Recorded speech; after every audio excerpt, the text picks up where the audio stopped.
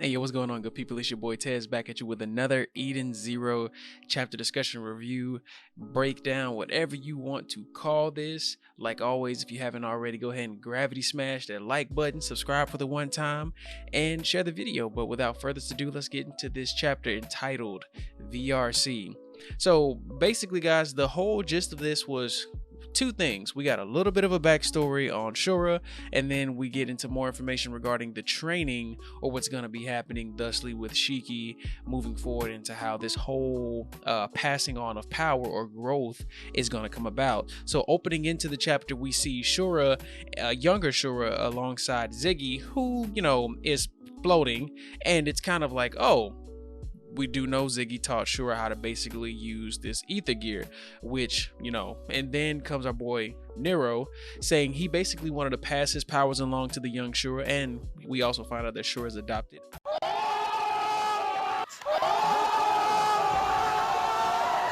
Kind of didn't think too much of it, though. Looking back at it, he's like a fishman, and this is a regular young lad, more humanoid gentleman. I don't know why I didn't piece those two together, but apparently his powers were more actually compatible with Ziggy's more so than Nero's, which, you know, Nero was kind of just, you know, guided by the die, as he said, to basically adopt Shura, and Ziggy just out here handing out gravity powers like it's a buy one get one, like, you know, nothing against them or anything like that.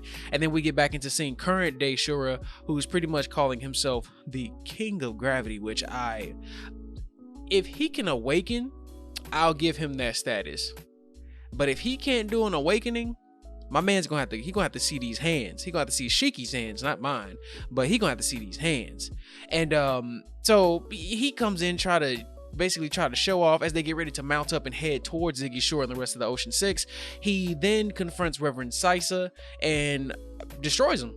Point blank, period. You know, he was basically trying to tell Sisa he can't come along with him, and then he was just like, whatever do you mean? He's like, I do understand he is the weakest of the Ocean Six, but he's like, nah, I'm not doing this. We're going to fight, you know, the king of robots. I don't need another robot with me. I'm not sure if that plays more into the fact that maybe Ziggy has some way to control or influence other, you know, machina that may assist him, but, you know, Shura's, I want to say it's a part of his evil nature that makes him do that, but then maybe it could be a smart plan.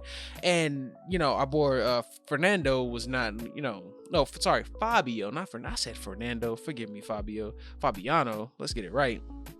He was not having that at all, as the rest kind of looked crazily. But then we get back over to the Eden Zero that's still above Forrester, and I'm actually surprised it's still above Forrester. I thought they would have taken back off into space, but I guess it's probably the safest place they could be currently, because this cosmos is, like, we know Ziggy's out there, the intergalactic stealth police out there, you know, the 5-0, they out there doing their thing, justice in them, and they have to stay somewhere, have to be somewhere safe. So we get into seeing Ziggy and Zenithal, sorry.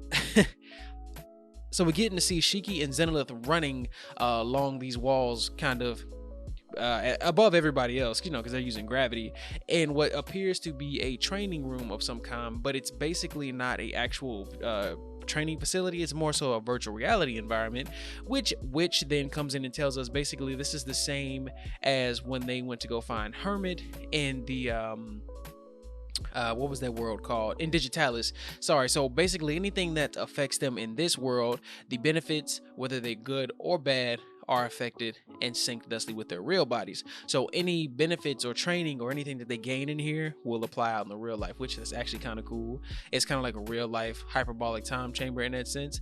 But that's when we get this whole information about Zenithal being, basically he's going to be shut down in 7 days, or he only has 7 days to actually do this. He has 7 days left, which kind of makes them consider, like, hold up, 7 days, which chimes in and says, yes, that's like 35 days in here, so about a month and some extra days, which is kind of cool when you think about it. And then we see everybody in there trying to get their, you know, train on, Homura, Wise, Rebecca, you know, and then my boy Moscoy. I still don't get why my man being a speedo up here hitting these sticks, but I'm telling you, watch when things go down. Moscoy gonna be that dude. He's gonna be the one. Mark my words.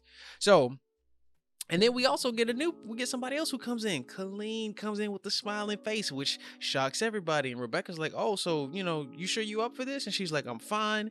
And sister lets her know it only needs to be a light workout, and they don't want her to basically get ahead of herself. And she tells us she's still keeping the little emotion not transfer device, but the device that kind of relayed her original emotions, because she had none, in her head, because she thinks it's cute, which is dope. But she wants to join the crew of the Edens alongside her brother. So I'm like, alright, it's confirmed. Chris and Cleen joining the Edens.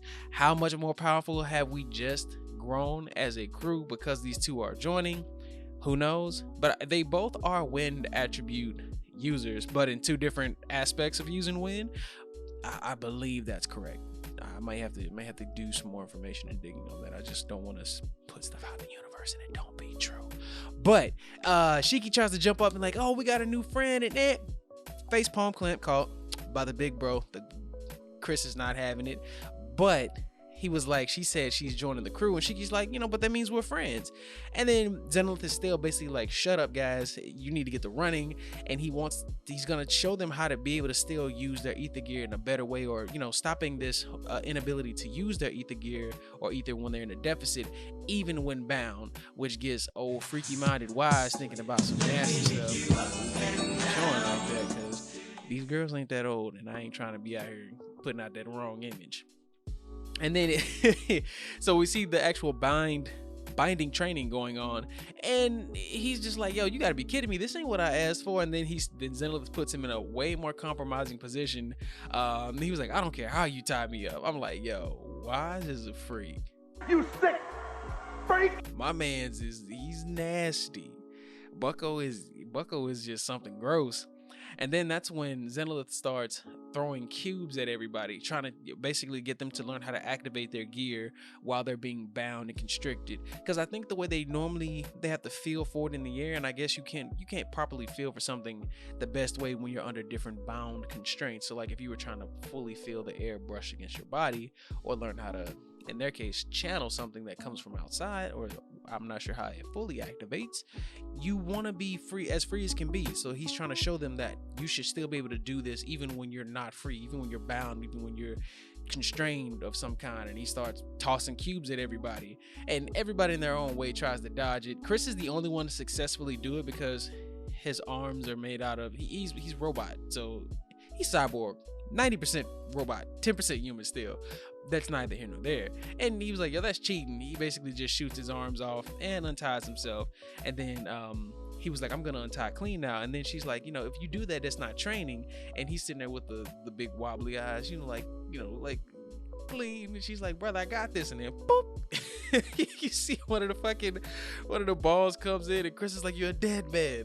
And Rebecca's like, basically her face is her money maker because she's a V cuber. And she's like, "No, not the face." And everybody's just getting hit after hit. And then out of nowhere,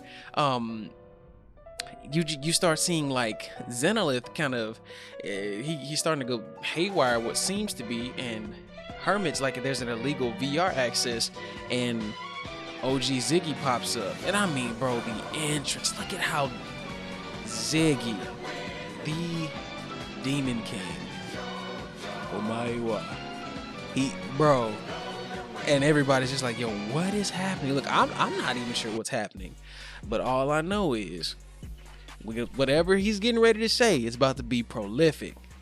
So guys, chapter 131, yo, we're getting up here, man. Things are getting serious, but I'm more so, out of all this coming arc, I'm definitely looking forward to seeing what little bits of growth the team do come about getting, even if it's something small. But the climactic point for me is I'm still waiting to see how the two students, Shiki and Shura, when they clash, who's gonna be the better gravity user? Who's gonna one up who? How is this gonna play out? No power of friendship talk. Who's gonna run each other's fade? Who's gonna get the minks? But that, like any other time, guys, is all I have. I hope y'all enjoyed this. And again, like in the beginning, and will always be in the end, if you haven't already, like the video, subscribe, share it, comment down below, and I will catch y'all for chapter 132. Y'all be blessed. Peace.